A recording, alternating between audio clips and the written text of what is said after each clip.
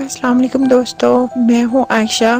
Urdu poetry میں آپ کو خوش آمدید کہتے ہیں، اور ہم دعا گو ہیں کہ اللہ پاک آپ کو ہمیشہ خوش رکھے، شاد و آباد رکھے، ہنستے مسکراتے رہے۔ ایسے ہی معمول تمام آنے والے دوستوں سے گزارش ہے کہ اگر آپ نے ابھی تک ہمارے اردو پوئٹری کو سبسکرائب نہیں کیا تو سبسکرائب کر لیں اور بیل آئکن پر کلک کر کے آل نوٹیفیکیشن ان کر لیں تاکہ ہم ایک دوسرے کے ساتھ جڑے رہیں۔ تو چلتے ہیں ویڈیو کی طرف۔ یہ شعر عرض کرتی ہوں گوارے حضرات کے لیے۔ نہ چاند رہے گا نہ ستارے رہیں گے، کیا ساری زندگی ہم گنوارے رہیں گے؟